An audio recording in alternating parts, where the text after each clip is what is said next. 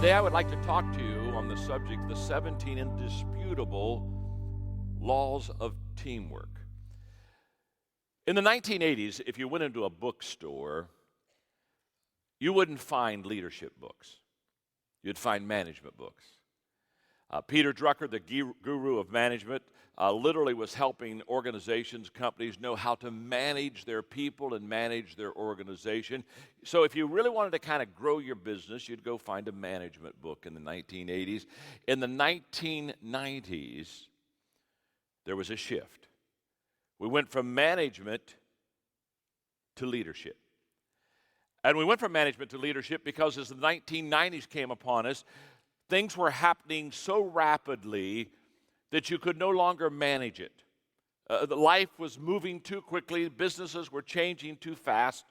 And management, assumes that everything will stay the same. Management assumes that management likes everything to stay the same. They don't like a lot of moving parts. They like to manage it.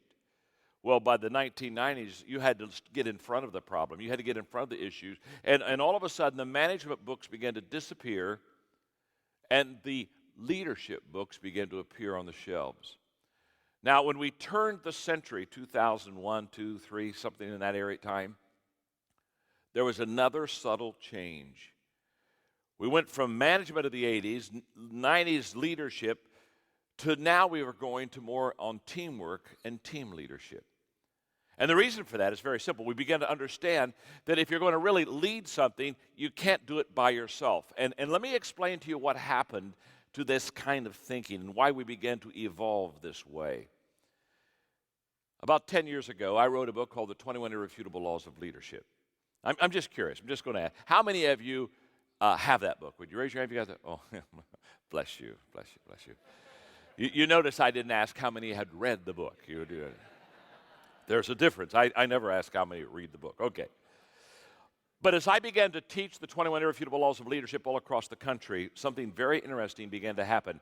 Because as you begin to read the 21 Irrefutable Laws of Leadership, the thing that you begin to understand quickly is this: no one can do all 21 laws well. In other words, I wrote the book, and there are 5 laws of the 21 that I am average or below average in, and I wrote the book. And in fact, when I was writing the book, I didn't want to include those laws. I thought, surely those aren't laws. I mean, since I'm below average in them. But the truth is, in 21 different ways to lead and 21 laws of which to follow in leadership, no one does it all well. Now, what happened is when I began to travel across the country and teach the 21 Irrefutable Laws of Leadership, the thing that began to happen is people began to say, oh my goodness, I don't do that very well. Now, if we don't do something very well, what's the right response? We begin to back up, reflect a little bit, and if we're good thinkers, we say, then I need to bring somebody around me that complements this and complements me and completes me and does this very well. Therefore, the emphasis has gone now to team leadership. Now, what we're going to do, just for a fun little exercise for you, I'm going to quickly, in the next 5 minutes, I'm going to go through the 21 Irrefutable Laws of Leadership. And the reason I'm going to do that is I'm going to give you the law, I'm going to explain it briefly, and then there's a place for you to evaluate yourself from a 1 to a 10. And I just want you to put a number. This is just for you. This isn't for your neighbor. If your neighbor looks at your paper, just smack them, okay? This is just for you. But there's a reason I'm having you do this, because I'm going to promise you as we go through the 21 laws of leadership, you're going to have some areas that you're not strong in, just like I have areas I'm not strong in. The reason I'm having you do this is, if you really want to develop a successful leadership team, you take your weak areas and then go find team members that are strong in your weak areas, and all of a sudden you begin to get what I call a complete leadership perspective and a complete leadership team. So let's go through them real quickly, okay? Law number 1 is the law of the lid. Leadership ability determines a person's level of effectiveness. Here's just very simply, here's what you got to do. What is my lid on my leadership? From a 1 to a 10, am I a 5? Do I have about a 5 lid? Am I an average leader? Am I a 7 above average? Am I a 2 below average? What's kind of my leadership lid right now? What's the number on it? Just kind of assess yourself quickly. Don't go into deep evaluation, okay? I mean, if you need a therapist to help you out, it's going to take too long, all right? Number 2, the law of influence. The true measure of leadership is influence, nothing more, nothing less. Very simply, how well do you influence people? From a 1 to a 10, Are you a high influencer? Are you a medium influencer? Are you a low influencer? Number 3, the law of process. Leadership develops daily, not in a day. How long have you been studying leadership? How long have you been working on your leadership? Are you kind of new at the game, or have you been doing this for 10 years? How far are you in the process of developing your own leadership skills and leadership abilities? Law number 4, the law of navigation. Anyone can steer a ship, but it takes a leader to chart the course. How good are you leading day to day? This is kind of the step-by-step process that some leaders need to go through to be effective. Are you a good daily leader? Are you a good process leader, a step-by-step type of leader? That's the law of navigation. Number 5, the law of addition. Leaders add value by serving others. How well do you serve others? Is that kind of a natural, easy thing for you to do? Evaluate yourself for a moment. Law number 6, the law of solid ground. Trust is the foundation of leadership. Do your people trust you? Have you been long enough with them to gain trust? You maybe are a new leader, and if you're a new leader, it's not whether you're untrustworthy, it's the fact you haven't been there long enough to prove and earn your trust yet. But what's your number on that? Number 7, the law of respect. People naturally follow leaders stronger than themselves. When you're in a group setting, are you the strongest leader? Are there other leaders that perhaps have more influence, maybe a little bit better than you? Number 8, the law of intuition. Leaders evaluate everything with the leadership bias. Are you a natural leader? Intuitive leaders are natural leaders. I mean, so does leadership come easy for you? Is it kind of like automatic? Is it something you just kind of do naturally? You just kind of pick up on it. Number 9, the law of magnetism. Who you are is who you attract. What kind of people are you attracting around you? Do you attract them, number 1? And number 2, are you attracting the kind of people that fit you and complement you? Number 10, the law of connections. Leaders touch a heart before they ask for a hand. This is a relationship leadership law. How well do you connect with people emotionally until where they kind of sense that connection with you? Law number 11, the law of the inner circle. A leader's potential is determined by those closest to him or to her. Okay, evaluate yourself. What kind of people do you have around you? If you put numbers on the people around you on their head, what kind of a number would you put there? That's a great question. Law number 12 is the law of empowerment. Only secure leaders can give power to others. How well do you empower? Is it easy for you to equip and empower and release? Or do you kind of want to hold things yourself? Law number 13, the law of the picture. People do what people see. How well do you model the leadership principles? Leadership is so visual. Do people see in you the principles that you want to teach in others? Law number 14, the law of buy-in. People buy into the leader and then they buy into the vision. Evaluate yourself in this area. Have people bought into you? You see people come to me all the time. They say, John, will people follow me with this next vision that I have? Well, it's very simple. If they bought into you, they'll buy into your vision. If they haven't bought into you, they won't buy into where you're going. Never have, never will. Number 15 is the law of victory. Leaders find a way for the team to win. When your team needs a win, are you able to lead them to that win? How successful are you in helping them have victories under their belt? Number 16, the law of the big Mo. Momentum is a leader's best friend. How well do you create momentum? Are you a momentum maker? Are you a momentum taker? How well do you do in this area? Evaluate yourself just for a moment.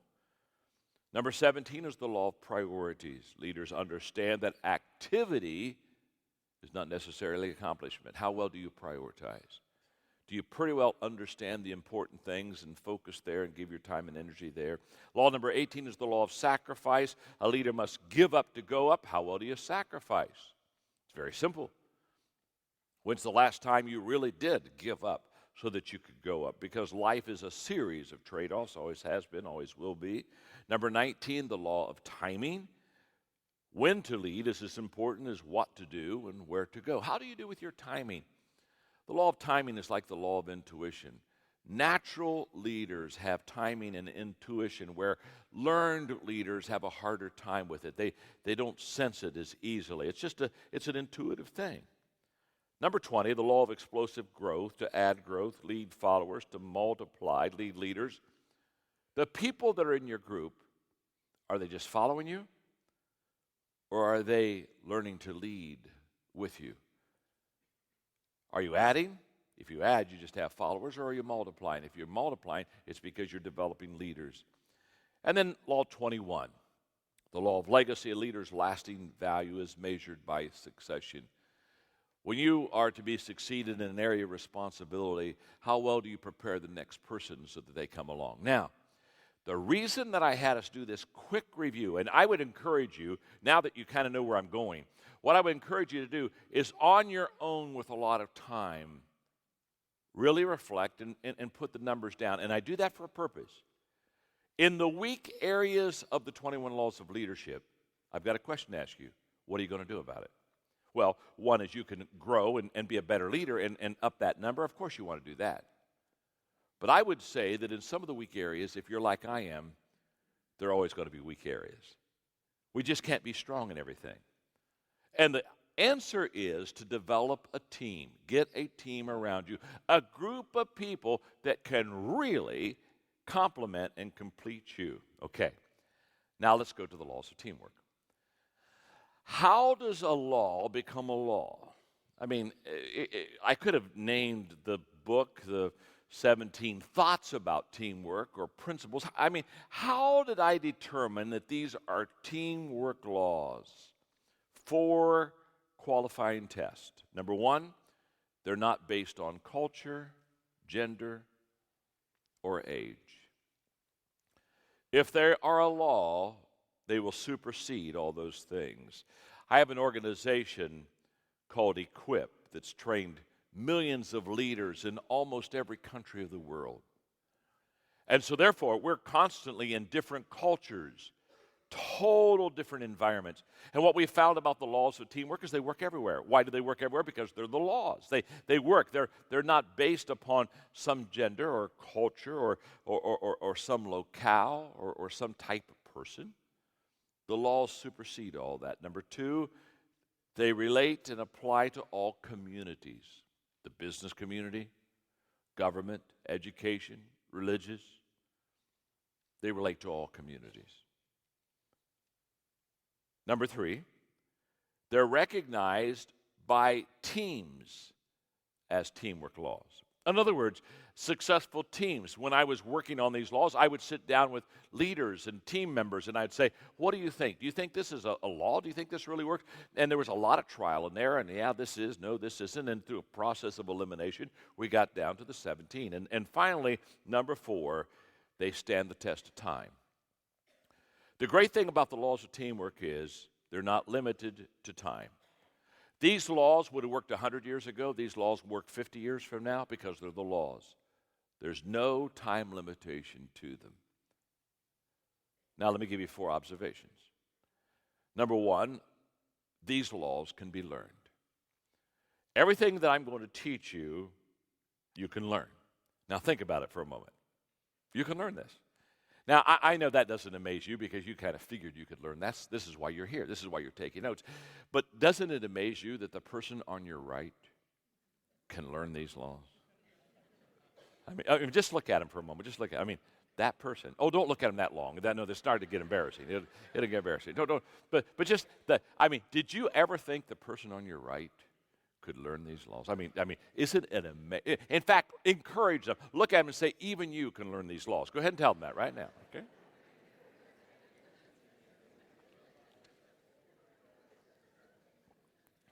The second observation, these laws stand alone.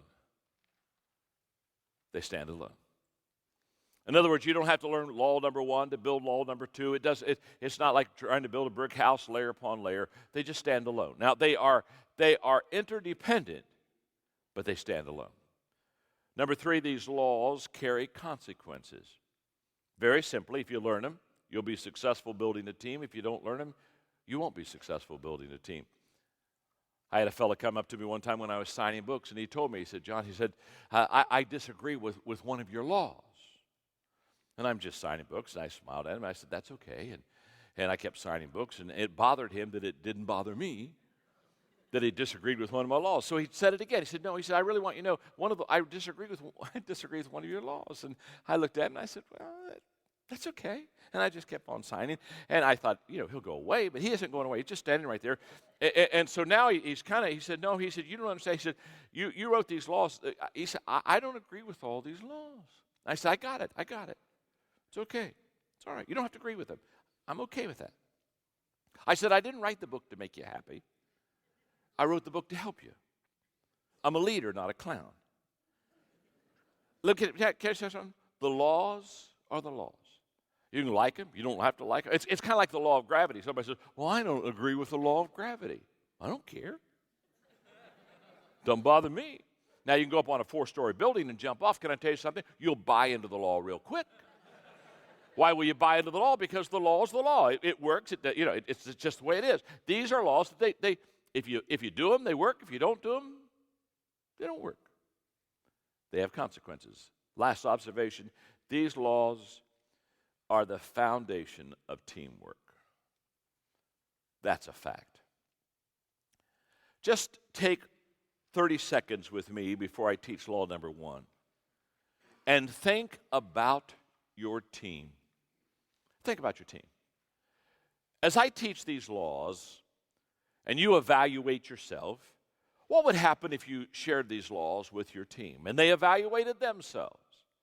And through all the evaluation, when you get done, you've got a number. I don't know what the number is. It may be a 4, it may be a 7. I don't know what the number is. But if you really evaluate each other and you evaluate yourself fairly and rightly, there's a number. Can you imagine if you had 5 team members, can you imagine what would happen to your team if you could just, over the next year, move them up 1 number?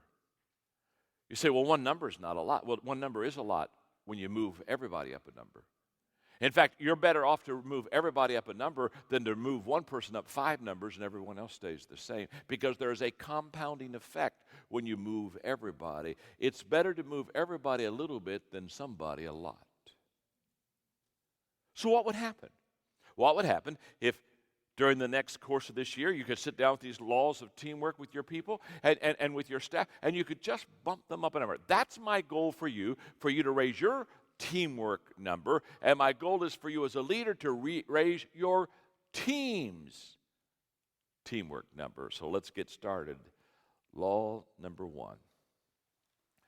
Now, these laws are not, there are no priorities to these laws. In other words, law number 1 isn't more important than law number 7, okay? It's just, if you have 17 laws, you got to start somewhere, okay? So I start with number 1, but let me say something about number 1. Even though this is not more important than the other 16, I put it first because if you can buy into this law, you'll buy into the other 16. If you don't buy into this law, you might as well just stop listening, because this law is absolutely true. Law number 1 is the law of significance. 1 is too small of a number to achieve greatness. This law just very simply says, if you want to achieve a level of greatness and a level of excellence, it is impossible to do it by yourself. I would challenge anyone in the history of mankind, in a secular sense, to name one person who by himself or by herself has ever done something that was of major significance worldwide. I can promise you that when something significant happens, it's because it's a group of people, it's a team. I was in South Africa lecturing to about 10,000 people when my 17 Laws of Teamwork book came out. And I was lecturing all day on the 17 laws. And I threw that challenge out into this arena full of people. And a guy, I asked him, I said, name one person who by himself or by herself has ever done something so significant that it had worldwide implications. And when I asked the question, there was a guy clear up in the balcony. I mean, he just immediately yelled out, he said, Charles Lindbergh. He said he crossed the Atlantic Ocean all by himself, solo in a plane. And everybody clapped and cheered, and they thought that he got one. I said, well, he did do that. He did go across the ocean by himself. You're right. I said, did you know that Ryan Aeronautical Engineering built and designed the plane? Woo. It's easier to fly across the Atlantic in a plane. It's hard to, I'm telling you, you run as hard as you can. You just aren't going to get up there in the air like this.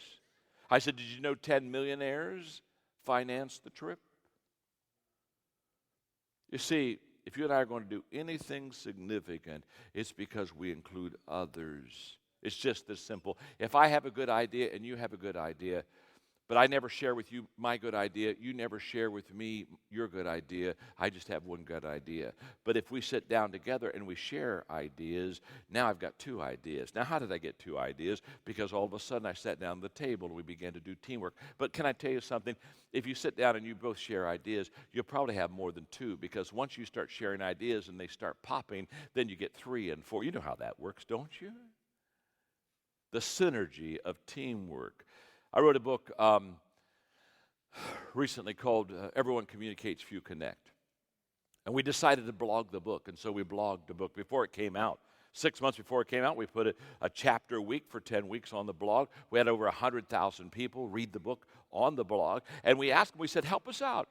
Read the chapter. If you've got a better idea than what I did, if you've got a better story, you got a better thought, a better quote, send it to us. Oh, they started sending it to us. Hey, not tens, not dozens, not hundreds, thousands of ideas. So much was the response in a positive way that we began to get their ideas. And I say, well, that's better than what I said. Or, my goodness, I like that idea better than my idea. Now, I'm a communicator, and I wrote the book. And here people are saying, no, this is better. And we literally averaged changing 7 parts of each chapter. 7 changes of each chapter. And I said, my goodness, they're helping me. So send your pictures if we take your idea. So we took their pictures, and on the book, we put their pictures all over the book. We put their names in the book. I travel around the world. No matter where I go, every conference I go, somebody will come up to me and say, my name is in your book, because I had pages of names of where and I'll take their name and I'll circle it with a pen. I'll say, thanks for helping me. See, I'll give them credit. I'm certainly not going to give them royalties, but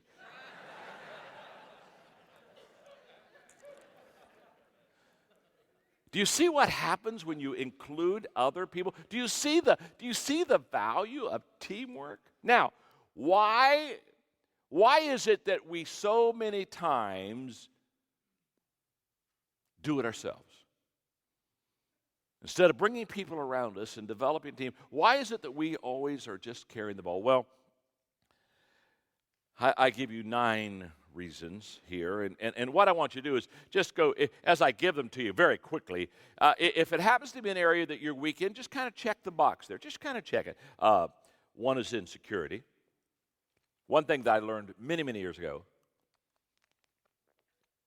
insecure people never are great team leaders, and they're never great team players. Number 2 is ego. Sometimes it's just our pride. Hey, we want the credit. And if you're on a team, somebody else may get the credit. Oh, that would be a terrible thing, wouldn't it? Fear. Number 3 is fear.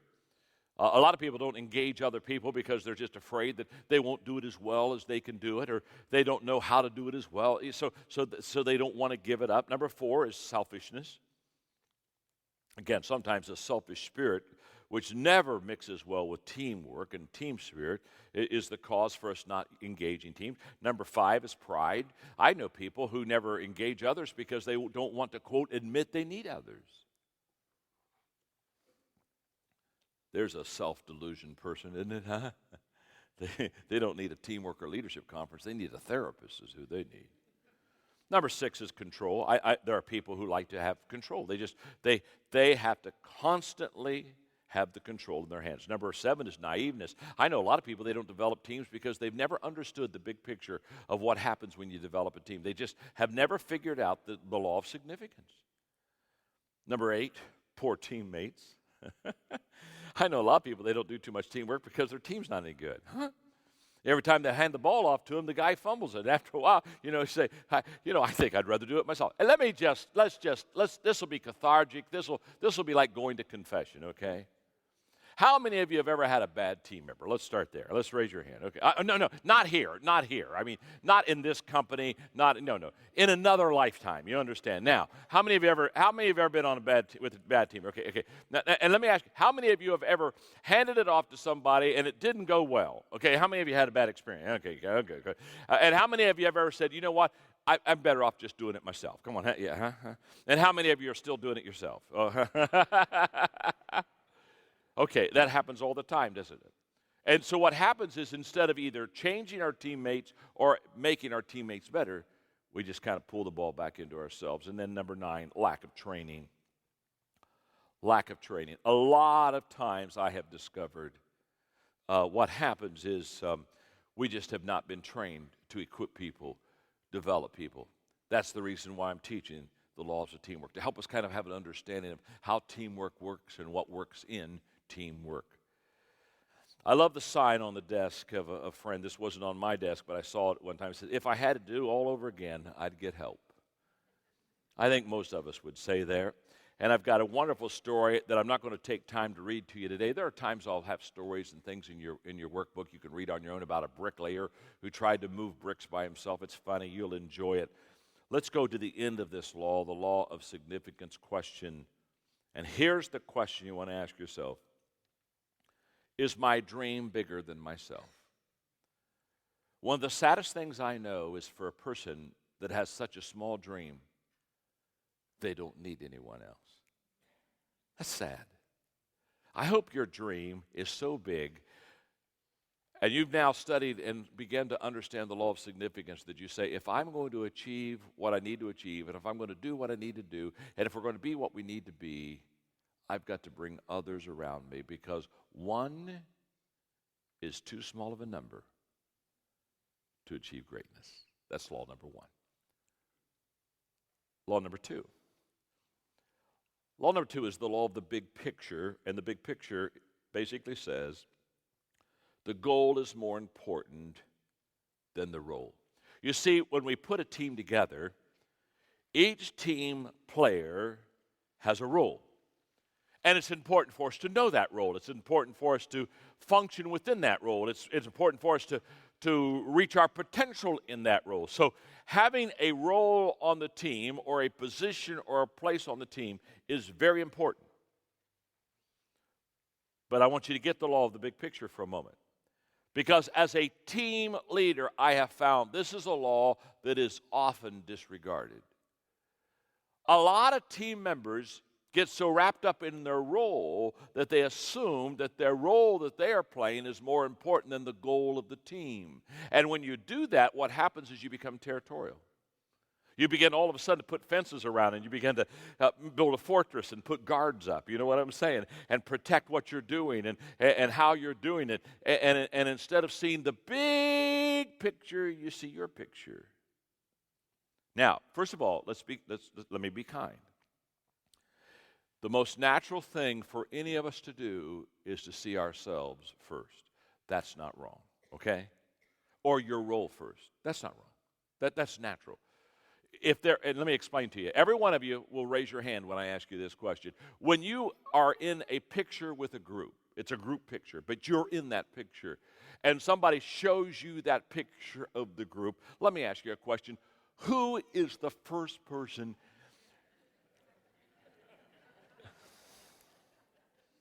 It's a group picture. Who's the first person you look for in that group picture? How many of you raise your hand and say, probably me? Huh? Of course. Hey, and let me tell you this. If you look good in the picture, you say, oh, that's a great group picture. Oh, man. We need to frame this. Could we put this up in the office wall? What a nice group. Hey, and when you weren't looking or you had your eyes closed, come on now. You say, well, we need to take another group picture. That's not a very group. Now, the tendency for all of us is to see ourselves in the picture. There's nothing wrong with seeing yourself in the picture. There is something wrong when you see only yourself in the picture. So, look in your notes, because this is an important statement. My role as a team member must always, not sometimes, not when it's convenient for me, submit to the goal of the team. That's an absolute fact. Every time I go to London, I go to the bunker where Winston Churchill during World War II basically lived with 7 other people. They were the leaders of England, and it was the darkest hour in that country. That country could have lost itself during that war and been conquered. And when Winston Churchill, the leader, realized it was his responsibility to lead him through that dark hour, he made a very wise decision. He said, I'm going to take the best minds, the best thinkers in England, the best leaders, I'm going to take them with me in the bunker. And he took people in that bunker that were not of his political persuasion. They were literally in Parliament enemies of his. But he said, this is no time for politics. This is no time for partisanship. This is a time where we got a huge goal. We got to win a war, and I got to have the best minds, whether they happen to be on my side or not on my side politically. And he put them in that bunker with him because he understood the law of the big picture. He understood that winning the war was more important than what kind of side politically you were on. In fact, it's interesting, one of the people that was in the bunker with him was a political adversary, and a few months after the war defeated him as Prime Minister of Great Britain. And his daughter wrote him a letter and said, Dad, do you wish you wouldn't have given him that much exposure? He said, oh, honey. He said, our goal was to win the war. Winston Churchill understood the law of the big picture. And what I'm saying to you is if you're on a team, I know your role is important. In fact, I'm going to talk about a law that will help you understand that role is important. But always understand team first. When I look at my team that I have around me, there's some very quick observations I make. Number one, they compliment me. Boy, they really do. Again, in my weaknesses, they're strong. Number two, they add value to me. You see, your team members are either adding value or taking value from you. Number three, they know me well. Basically, all that means is they know my weaknesses.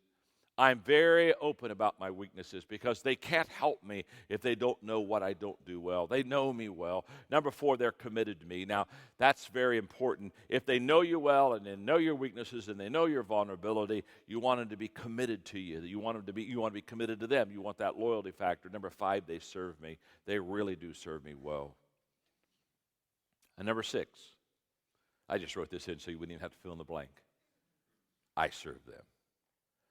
Whenever I'm talking to any of my team members, the first question I ask, whenever I'm calling John Hall, who happens to be the president of Equip, first question I ask, John, what can I do for you? How can I make your leadership easier? What is there something that I can remove for you? Is there something I can add to you? How can I serve you? I remember when I was in Atlanta, and I at that time owned 3 companies, and I was in a restaurant one day, and a young lady came up to me, and she introduced herself, and she said, I've just been hired by one of your companies. I didn't do any of the hiring. I had never met her. I didn't know who she was. And she said, I'm just so excited. Thanks for the opportunity. I said, no problem. And she said, I'm just so excited about working for you. And I stopped her and said, no, let's get this clear. You don't work for me. I said, I don't have anybody that works for me. I don't have slaves. You work with me. And can I tell you something? I'll work with you. And we work together. We're a team. You don't work for me. We work together. Because I understand the big picture. John Wooden, coach of UCLA Bruins, the legendary coach, greatest coach of the century. This great man who just passed away recently told me an amazing story about one of his ball players, Sidney Wicks. He said the first day of practice, when Sidney got on the basketball court at UCLA, he said every player, within 15 minutes, every player on the court knew that Sidney Wicks was the best player on the team. But he said Sidney had a selfish attitude. He was a me person. And he said, I couldn't get it out of him. He thought the rest of the team members were to throw him the ball. That's what they were there for, throw me the ball. So he said, I did what a coach can do. He said, the only weapon a coach has is just sit him on the bench. Don't let him play. And so I set him on the bench, and we were playing and doing well and winning games, and we were using him, but he wasn't getting the starting role. And he said, he came up to me one day and said, Coach, he said, why am I not starting? He said, you know that I'm the best player on the team. And Coach Wooden said, I know you're the best player on the team. But Sidney, the team doesn't play best when you're on it. The big picture. The goal is more important than the role. Teamwork thought. It's in your notes. When you see the big picture correctly, you will serve the team more quickly. The law of the big picture question is, do I place the team above myself? I would encourage you, this is just a personal exercise, just kind of a reflection thing, but as I've just taught this law, I would encourage you maybe to spend 10 minutes later on and list the ways that you put the team first. What are the tangible ways that you can write down on a piece of paper that just says, I put the team first here. I put the team first here. And I know I do. And it's backed up by tangible action because the goal is more important than the role. That's the law of the big picture. Let's go to law number 3. Law number 3 is the law of the niche. The law of the niche says all players have a place where they add the most value. Now, we've just left the big picture. The goal is more important than the role, and now we're going to the role. We're going to your niche. We're going to your specialty. We're going to the reason you were hired on the staff. We're going to your job description. We're going to the thing that you do. So let's talk about it. The sign of a successful person is that they have found the right place for themselves. In other words, when you find successful people, they've really found their niche. And they're good where they are, and they know that they're good there, and they've settled it, and they found it, and that's where they stay. Successful people. You've never known a successful person who became successful because they did something poorly. You've never seen a person say, oh yeah, the reason I'm so successful is all my life I've done something very poorly. No, they found their niche. They found their place. That's the sign of a successful person. Now here, a sign of a successful leader is that they have found the right place for others. Wow. The ability to position other people well is, I think, the highest quality of a team leader. I was very fortunate. I had for several years in my organization a man named Dan Ryland who was exceptional at finding the niche for people. I've watched him work with staff, and it would just say, you know what, they're not quite where they need to be yet, but I'm going to get them there. I'm going to find a place. And I would watch him. No credit to me. He was the person who just really understood that until you can find the right place for a person, that niche, that place where they really excel, that the team won't benefit until you can place them in that position. I have for you kind of just a fun little story, growing strong in the seasons of life. Once upon a time, the animals decided they should do something meaningful to meet the problems of the new world, so they organized a school. They adopted an activity curriculum of running, climbing, swimming, and flying, and to make it easier to administer, all animals took all the subjects. The duck was excellent in swimming. In fact, he was better than his instructor was. However, he only made passing grades in flying and was very poor in running. Since he was so slow in running, he had to drop out of swimming and stay after school to practice running. That caused his webbed feet to be badly worn, so it became only average in swimming, but average was quite acceptable, therefore nobody worried about it except the duck. The rabbit started at the top of his class in running, but developed a nervous twitch in his leg muscles because he had so much makeup work to do in swimming. The squirrel was excellent in climbing, but he encouraged constant frustration in flying class because the teacher made him start from the ground up instead of from the treetop down. He developed charity horses from overexertion. He only got a C in climbing and a D in running, and the eagle was a problem child and was severely disciplined for being a nonconformist. In climbing classes, he beat all the others to the top, but insisted on using his own way of getting there. How many times I've seen us take rabbits and try to throw them in the water to get them to swim. How many times I've seen us try to fit people in places where it just doesn't work. When I played basketball, our coach did something the first day of practice that just has always stuck with me. He pretty well knew who the first team would be, the second team would be, and so he said, I'm going to show you the value of not only knowing your position, but playing your position. And he would take the first team, and he would take us, and he would put us out of position. He'd say, we're going to scrimmage to 20. And he would put all of us out of position. In fact, he would have me go to play center, and I had the guy that I had to guard was Doug Roth, who was 6'8". And he put us all out of position, and the second team beat the first team. And then when we'd stop, he'd say, let me just explain something to you. No matter how talented you are, if you're in the wrong place, you'll never be successful. In fact, less talented teams will win if they're in the right position and you're in the wrong position.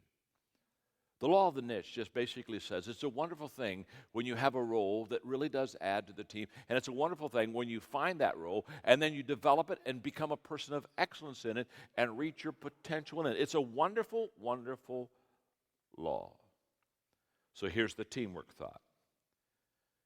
You are most valuable where you add the most value. That's where you become the MVP. You become the MVP of a team because you're in your niche and you're adding value there. So a leader must know where a team member adds the most value. That's positioning. It's important for you to position your people well. The team member must know where he or she adds the most value. Why? Because of self-worth.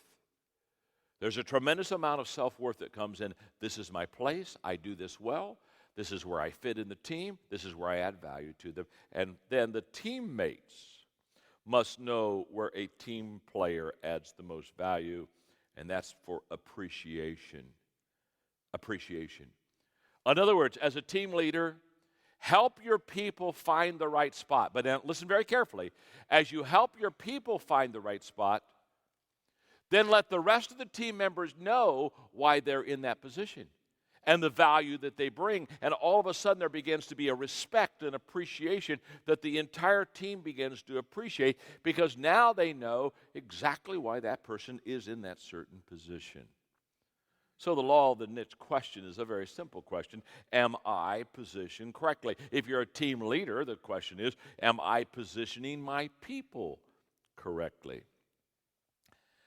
Now, as you're watching the teaching lesson on the laws of teamwork, my friend Mark Cole is going to do an exercise with you now.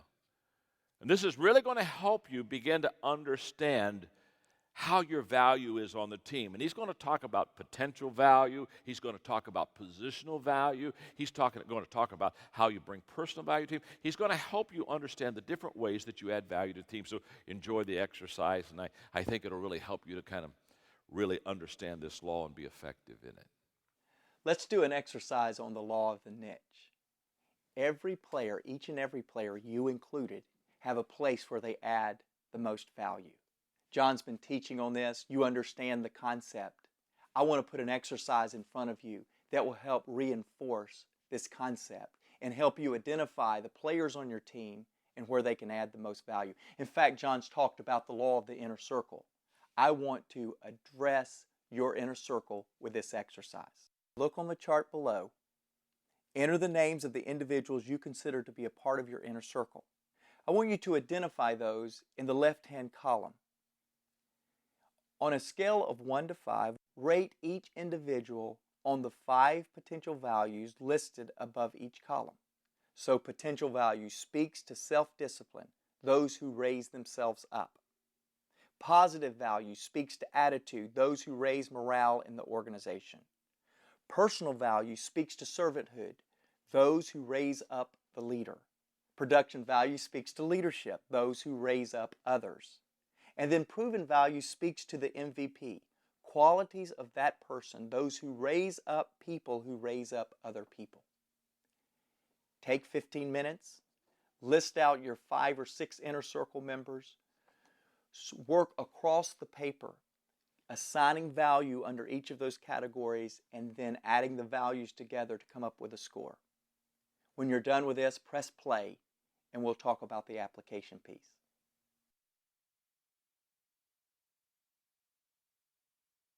I hope you were able to see some good things about your inner circle as you worked through this process. At the bottom of your page, you're going to see 5 questions that I want us to work through right now. You may, after each question, want to pause the video and work through each question. to get the most benefit out of this exercise. We will walk through each of these 5 questions. I will challenge you to answer them so that you can be more effective with your inner circle. Are you ready? Question 1, have I selected the right people to be a part of my inner circle? Your scores should indicate that. Question number 2, who contributes most to the development of my leadership skills? Who has contributed least? Question 3, who should I eliminate or spend time with, or who should I add? Question 4, how do I currently use the people in my inner circle? How can I improve my use of individuals within my inner circle? And finally, question number 5, what do I hope to realize in terms of my professional growth? The law of the niche, every person has a significant place in the organization. Identify this, identify that for your inner circle, and use your inner circle to accomplish the things that only you can accomplish. Law number 4. The law of Mount Everest. As the challenge escalates, the need for teamwork elevates. This law is about gathering and growing a team to accomplish something big. You have to gather your team, and then you have to grow your team. These are 2 different steps. I gather them, and then I grow them. And why am I doing this? So that we can accomplish something that is absolutely huge. Now, I call this the law of Mount Everest for a very simple reason. No one has ever climbed Mount Everest to the top by themselves. It's never happened. It's never going to happen. You can't climb that mountain by yourself. You have to have other people that are good climbers with you because it takes a team effort to get to the top. No one can do that. I mean, if I said to you, I'm going to, as soon as I'm done with this lecture, I'm going to fly over to Nepal, and I've got the weekend free, so I thought I'd take my sneakers, you know what I mean? And I just kind of thought I'd go up, run up the top of Mount Everest, kind of put a flag up there, and I'll be back on Monday. You look at me and say, the man's an idiot. He's smoking something. You can't climb Mount Everest by yourself. It's Mount Everest. It's too big. Now, since I'm teaching this lesson in Florida, you can climb any hill in Florida by yourself. Yeah. You don't need a team to take a hill in Florida, do you, huh? You may take a team to find a hill in Florida. You may have to kind of get a team together and say, let's see if there's a hill. But if you find one, you don't need a team. Why? There's not much of a hill there. You see, if you're going to do something small, you don't need people. You can do it yourself. But if you're going to do something big, if you got a Mount Everest dream, then you need a Mount Everest team. And a Florida hill team won't help you climb Mount Everest. So there are 3 Mount Everest questions I've got to ask myself. Number 1, what is my dream? Now, when you're finished with that question, you may need not even go to number 2 and 3 because, again, if you've got a Florida hill dream, you don't have to get a team around you. You can just go find a hill and climb it yourself and be done with it. But if you've got a big dream again, a Mount Everest dream, something huge, then you got to go to question number 2. Who's on my team? Now you've got to kind of evaluate. Who do I have? Let me put numbers on this for illustration purposes. Let's say you have a 10 dream. It's a Mount Everest dream. It's a humongous, okay, you got a BHAG process in front of you, okay? Now, if you have a 10 dream and you have a 4 team, you do realize you're in trouble, don't you? Listen very carefully to what I'm about to say to you. You will not achieve your dream because it's your dream.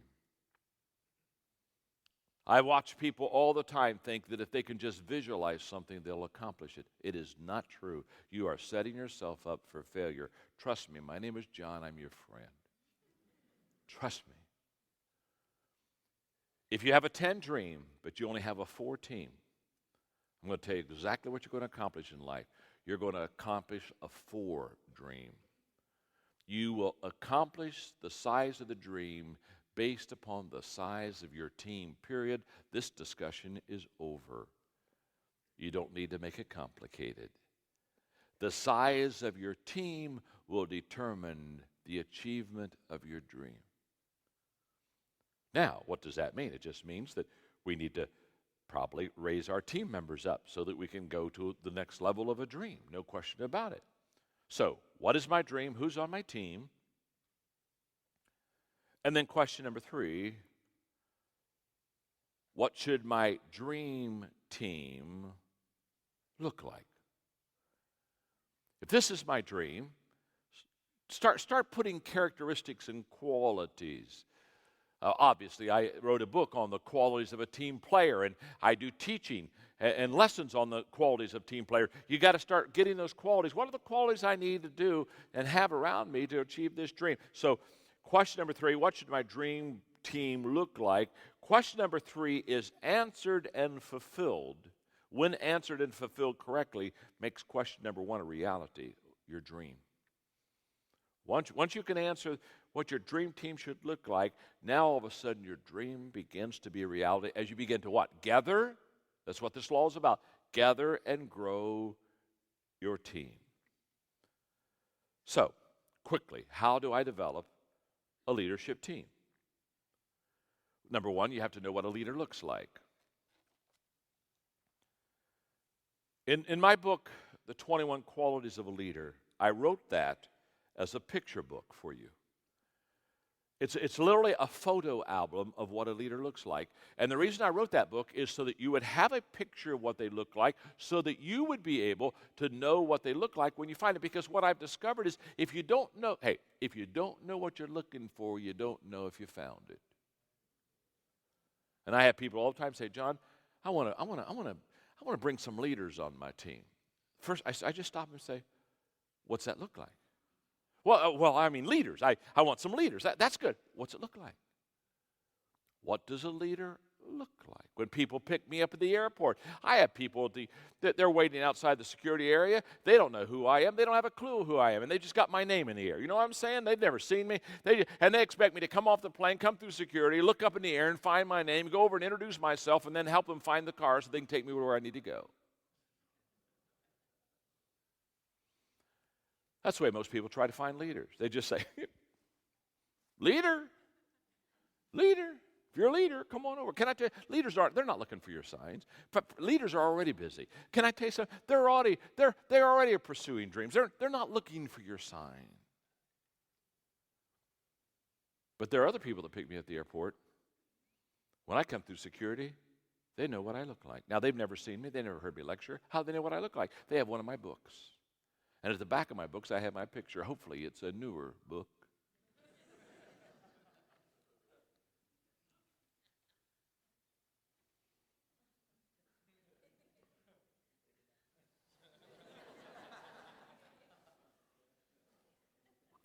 You're John Maxwell. How do you know? Oh, I have your picture right here. You've got to have a picture of what you're looking for, so when you see it, you know you got it. Leaders are hard to find. That's why you need to have a picture. They're not in mass. Turkeys flock. Leaders are like eagles. Leaders are hard to gather. Once you find them, they're hard to gather because they have their own agenda, and they're hard to keep. They're hard to keep because if the boat's going too slow, they go build them their own boat, and they want to be the captain of their own ship. So you've got to gather them. You've got to know what they look like. Number 2, you have to show potential leaders how to lead. Once you bring them, you've got to demonstrate. Everything needs to be visual and fleshed out. We teach what we know, but we reproduce what we are. That's why it takes a leader to train a leader. That's why it takes a leader to discover a leader. It all fits together. And thirdly, you grow leaders through training. Once you gather them and once you start demonstrating, now you get them together and you start periodic, consistent training and development of those leaders.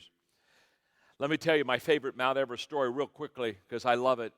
A guide literally had a team fly from all over the world to climb Mount Everest. Good climbers, all good climbers, put the team together. They started up, they were doing well, they got almost to the top, and a storm, a huge storm, just drove them back down to the base camp, and they did not get to the top. And the night that they met at the base camp lodge before the next day they would begin to take off and go back home, and they were all discouraged. They were all discouraged because they had come to climb Mount Everest. They almost got there. They didn't get there. And the guide knew it, and so they had a dinner together. And at the end of the dinner, he stood up, and behind him on the wall was the picture of Mount Everest, just a wall-sized picture of this huge mountain. He said, I know you're disappointed because you wanted to climb the mountain. We wanted to get to the top. We didn't get to the top. And then he did something interesting. He's turned his back on that small group, that climbing party that had been disappointed. And he turned around and looked at the picture of Mount Everest, and he said, Mount Everest, you defeated us this year. We didn't get to the top. But I have news for you, Mount Everest. We'll come back next year, and we'll defeat you. We will conquer you. We will get to the top. And Mount Everest, I'm going to explain to you why we will get to the top. You see, Mount Everest, you can grow no larger than you already are. But we can all grow bigger. We'll come back. We'll get to the top. You see, the great thing about developing people is once you have your dream's there. Now all you got to do is grow your people to the size of your dream. That's what the law of Mount Everest is all about. Teamwork thought, very simple. The size of your dream should determine the size of your team. The law of Mount Everest is my team ready for a Mount Everest challenge. Again, my friend Mark Cole is going to take you in a Mount Everest exercise. This is one of my favorite exercises that you're going to go through. You're going to be way over your head. You're going to find out that you do really need your team to survive at sea. Enjoy the exercise. I hope you've enjoyed the law of Mount Everest. I love when John talks about the law of Mount Everest and how the bigger the challenge a team has to address, the bigger the things they want to accomplish, the more that we need to stress the idea of teamwork. I don't think there's any other law that does this better than the law of Mount Everest. And that's exactly what I'm going to do in this exercise. This exercise is intended to make you think as an individual. It's intended to make you collaborate as a team, and it's intended to make you more effective as a group of people that want to accomplish a common task. Now, you've already noticed, I'm sure, that the answers are included in the exercise. For those of you that like to read a book at the end before you even read the book, or those of you that like to fast forward and watch the end of the movie before you watch the movie, pace yourself. Let's get through the exercise together before we dig into the answers. Now, in this exercise, I'm going to give you 15 minutes to work through this as an individual. I have a storyline here, but let me just encourage you to put yourself in the moment. Being lost at sea. You're on a private yacht. There's a fire. There's only 15 things that you have at your disposal to try to be rescued. That's the scenario. You can read through it a little bit more, but feel the intense. Feel the challenge of being lost at sea. And as an individual, I want you to look through the storyline. I want you to identify the 15 survival items that you have been able to find. And then I want you to prioritize those 15 things in order of priority.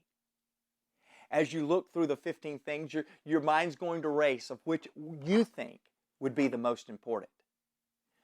Put your answers down. Take 15 minutes. Some of you will want to take 30. Some of you will want to take 5.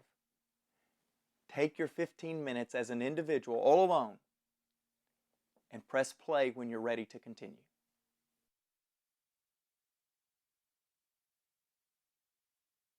Okay, your 15 minutes is up. I hope you found this exercise to be both challenging and thought-provoking. But here's the bad news. You're still lost. You're still at sea, because the next part of this exercise is just as important as the first part. And that is, I need you to bring your team around. I need you to now go through the same exercise. You can bring your point of view as demonstrated in your answers to the table, but now you've got to agree in 25 minutes on what you as a team think the order of priority should be.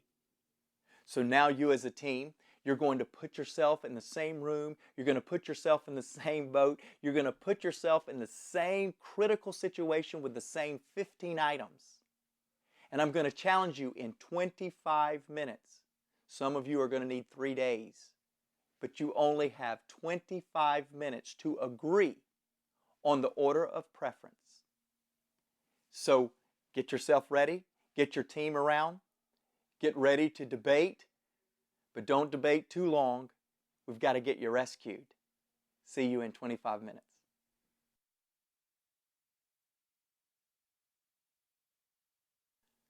Your time is up. Now, if your team is like my team when I took this exercise the first time, you probably wanted to throw about 3 or 4 of the people overboard. You probably was so frustrated that you couldn't come to agreement, or that people did not agree with your scores and your order of priority that you brought to the table, that you were ready to get rid of some people. And that's okay. Now, I'm probably the one that you're getting ready to want to throw overboard, because I'm getting ready to give you the right answers. In fact, in your kit, you'll notice that you have the right answers. I want you to pull that out now as a group. And I want you to compare your personal scores with your team scores with the list of priorities that I gave you. And by the way, the ones I gave you in your kit, they're the right ones. So as you compare those, and as you see the difference between all 3 of those scores, unless somebody has just really cracked the code and got it all right, there's going to be a couple of different answers between the 3. So as you look for that, I want to close this exercise with this challenge. Pause the tape, take some time, and discuss as a group what you have found when individuals bring their own set of preconceived notions in a scenario like this. Compare that with how you guys worked as a team together to accomplish your answers. And then discuss how it's really easy to have the same challenge, but the way that each team arrives at addressing that challenge, as John's talked about in the Law of Mount Everest. There are ways that you can come together as a team and work together to accomplish great things. As the challenge escalates, your ability to work as a team will be most important. Law number 5, the law of the chain. The strength of the team is impacted by its weakest link. Let me say something at the beginning of this law. This is the hardest law for me to teach. And this is emotionally the hardest law for us to accept. But we got to talk about it, because I'm here to tell you, if we have weak links on our team, it affects all of the positive things that we're beginning to do. Now, you have to understand, this is hard on me because I want everybody to win, and I think everybody has winning potential. And so therefore, I see the best in people, which is a strength as far as motivating people. It's a huge weakness as far as leading people. Because I see the best in people, guess what I want? I want to take everybody on the journey. I want everybody to go to the top. I want everybody to sense success. I want everybody to have the victory. I want everybody to be on the train. Are you with me? I want them all to win. In fact, as I worked through this process myself of the weak link, there are 3 journey thoughts I just give you quickly. Not everyone will take the journey with you. They just won't. And you put down choice by that, because some people choose to go a different route. And can I tell you something? That's their privilege. That's their right. Now, as a young leader, I couldn't imagine anyone not want to take the journey with me? I thought everybody wants to get on the train. Everybody, all aboard, all aboard. Woo, we're going somewhere. And I found out a whole bunch of people don't want to get on the train. Yeah, I'd hold the train up. I'd say, oh, wait, all aboard, say all aboard a couple more times. All aboard, come on. I'd go gather them. I'd try to put them on the train. I'd carry them, put them on there, fasten their seatbelt, sing Kumbaya, hold hands, light a fire in the fireplace. As soon as we'd stop again, they'd get off the train again. And I'd go chase them again. It took me a long while to realize that not everyone will take the journey with me. Secondly, not everyone should take the journey with you. Some people don't have your vision. Some people don't have your values. They shouldn't take the journey with you. And thirdly, and this is by far the hardest emotionally for me to handle, is not everyone can take the journey with you. This deals with potential. Some people just don't have the gift mix, the giftedness, or the potential to go as high as you want them to go. Now, let me define and give you a picture of what I call the weaker team member, okay?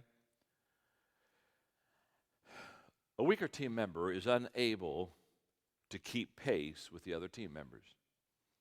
In other words, they slow the pack down. You notice everybody else is kind of slowing down because they're having to wait on someone. They're unable to grow in the area of their responsibility. You give them a responsibility and you find 6 months, a year later, they're not developing, they're not growing. It's basically where they were. They're unable to see the big picture. Almost always the weaker team members become very much into what's happening to them instead of what they are doing to the rest of the team. They're unable to fulfill the expectations that are given to them. They don't reach the bar. Now you notice the first four, I started off with unable. Now we're switching. They're also unwilling to work on their personal weaknesses. In other words, you're now sitting down with them and you're saying, these are areas you're going to have to change. You're going to have to adjust. You're going to have to grow. You're going to have to develop. And you know what I've discovered? They're unwilling to do it. Or they're unwilling to work with the other team members. Wow. Now, every one of us in this room identify and understand exactly what I've just have given you. The question is not, do we have a weak team member? I can't even imagine having a team without having weak members. I mean, that's part of the process.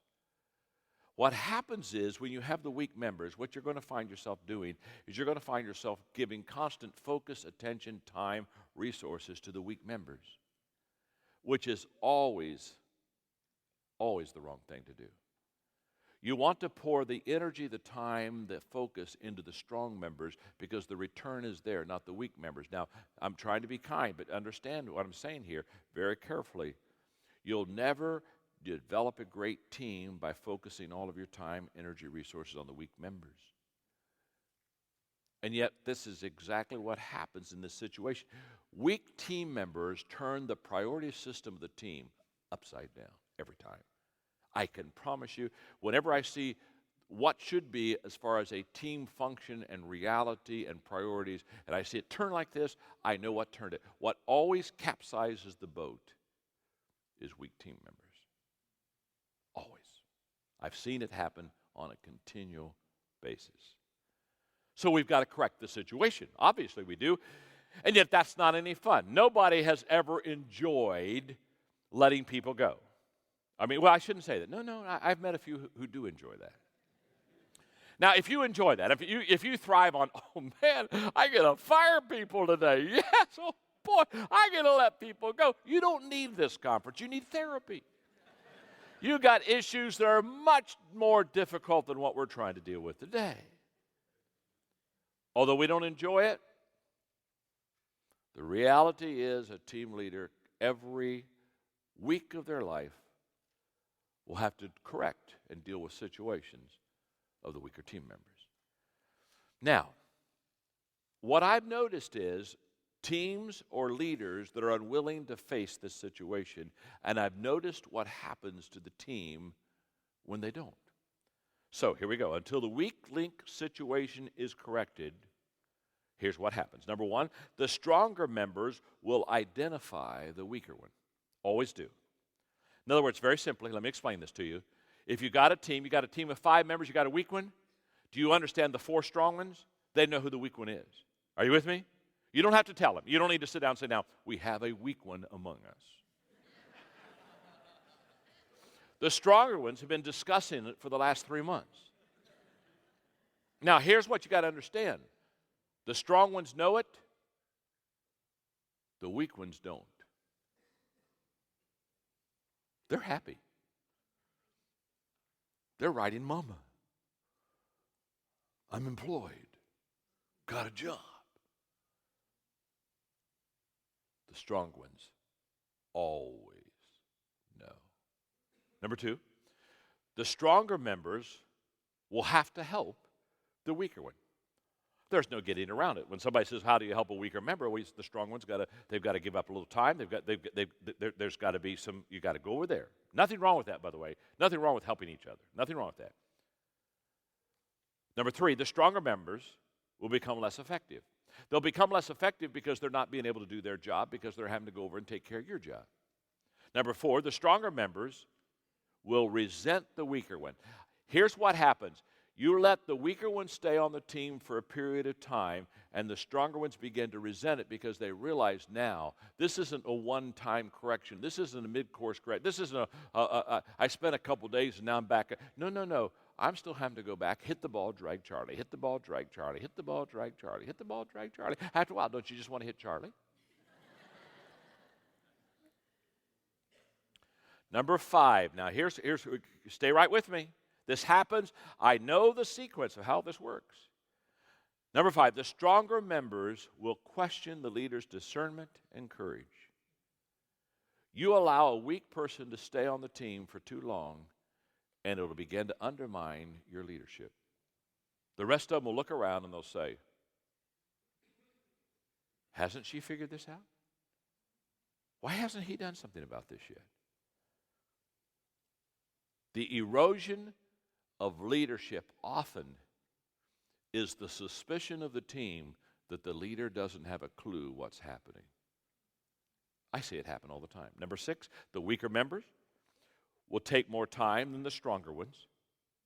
That's the boat capsizing I talked about. Number 7, the weaker members will want to hold on to their position. Understand this. People who are weak love tenure. People who are weak love security. People who are weak love the fact that this is mine. I'm going to hold on. It's the only thing I got. Kiss it and hold it and embrace it. Number 8, the weaker members will control the relationship. The weaker person always controls the relationship, whether it's on staff or it's in marriage. I promise you, that's a fact of life. And the weaker person will control the dynamics of the team until the leader steps in and either changes the person out of the position or helps the person to grow to become a stronger member. So the law of the chain question is just simple. Am I helping or hurting my team? Because that's what we're there for. We're to help the team, to add value, not to detract. Law number 6, the law of the catalyst. The law of the catalyst just simply says winning teams have players that make things happen. In other words, catalysts are get it done and then some people. They're the ones that just, hey, when you've got to hand the ball to somebody, they're the one that takes the ball and make the score for you. A lot of my books are used in the NBA. In fact, it was very interesting. I did the All-Star game a few years ago for the NBA, and when I arrived there, the referees requested that I have lunch with them. So I went. had no clue they used my books, and so we went down to lunch, and they had some of my books that they use in their referee training. So we sat down and we had a wonderful conversation. They asked me a bunch of questions, and it was a lot of fun because, I mean, they live in a world that's kind of fun to know about and kind of have the inside story. So towards the end of our conversation, I looked at them and I said, let me ask you a question.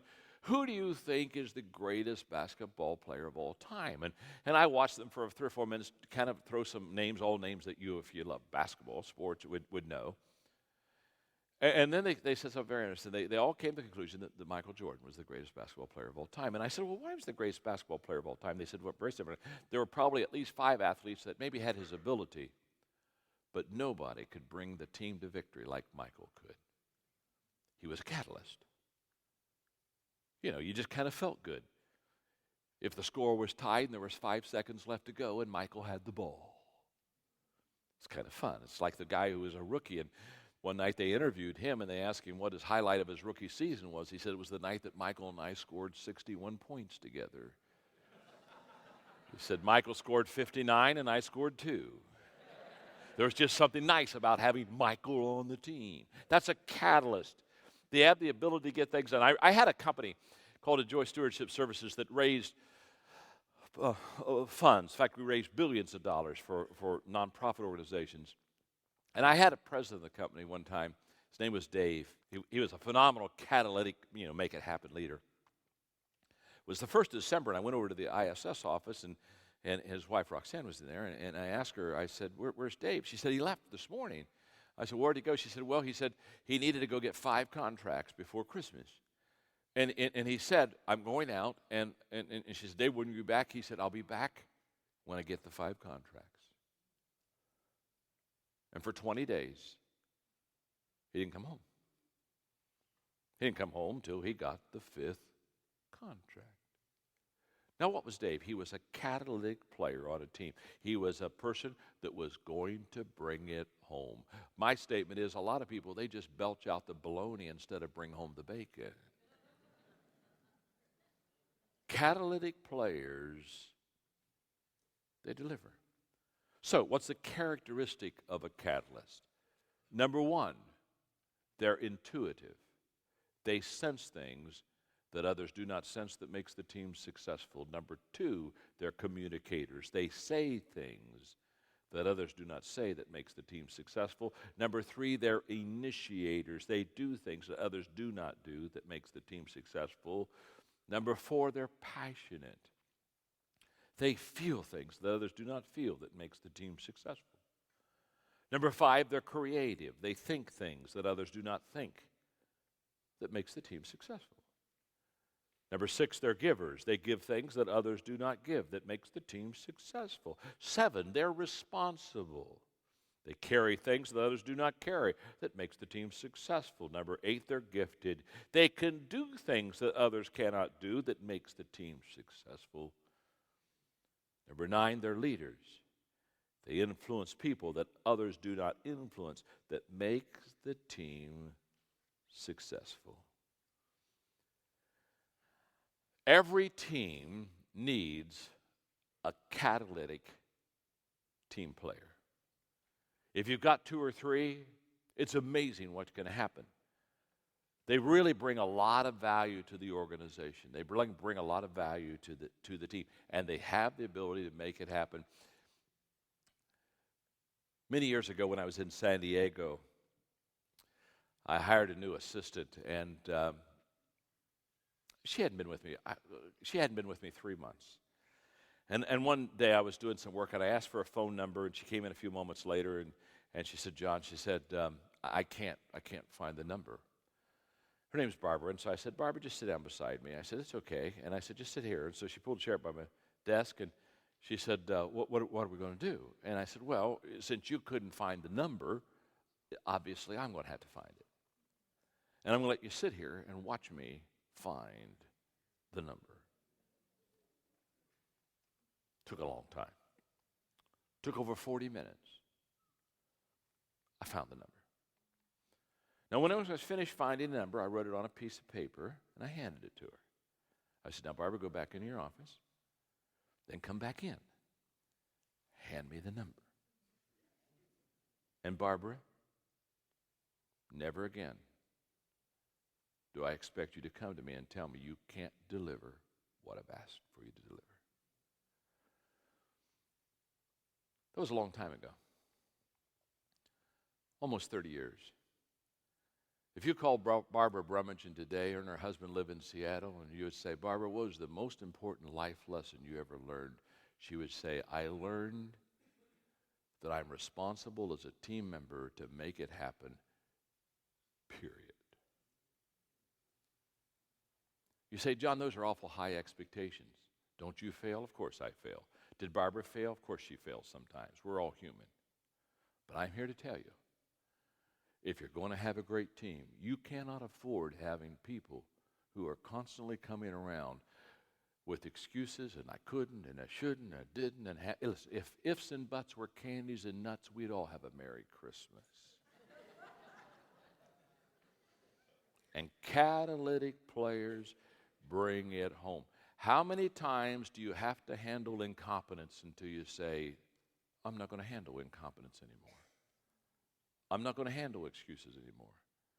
I've got to have people on my team who have a high level of excellence and expectation and responsibility, and they're going to bring it home. And by the way, as a leader, I need to set the bar for myself. Listen, don't expect your people to do for you what you don't do yourself. Are you with me? Nothing is more frustrating for you to have high expectations of teams and low expectations of yourself. I have noticed that most people, they have higher expectations of others. They judge themselves by their intentions, and they judge others by their actions. So the way you eliminate that is you set the bar higher for you than anyone else. And when you do that, you'll gain their respect. And then you also gain the right to walk into their life and demand that kind of level of excellence from them. The law of the catalyst. The question is very simple. Do I make things happen for myself, and do I make things happen for my team? Mark Cole is going to take you in another exercise. He's going to help you understand this catalytic part of team play and teamwork, and I think you'll enjoy this exercise. Welcome back. Are you ready for another exercise? John has been teaching about the law of the catalyst. Winning teams have people on that team that know how to make things happen. I want to take you through an exercise today for us to identify, do you have people on your team that know how to make things happen? In your resource that we provided for you, you'll find an exercise labeled the law of the catalyst. I want you to pull that out. Get it in front of you. We're getting ready to take the assessment. In this exercise, we're going to identify your top 20%, the 20% that are making things happen. In fact, read with me the instructions. I want you to place the names of the people you lead or influence in the space provided below. List out your team members, people that's on your team, the producers, and perhaps even the non-producers. Refer to the statements across the top and assign a rating of 1 to 4 for each individual. So for instance, person number 1, Mark Cole.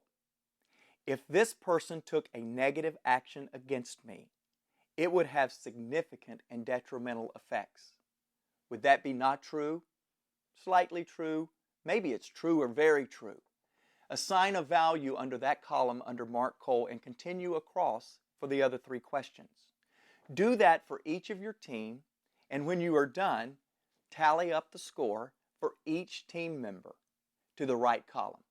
Take a few minutes and do this, and then press play on the video and meet me back here.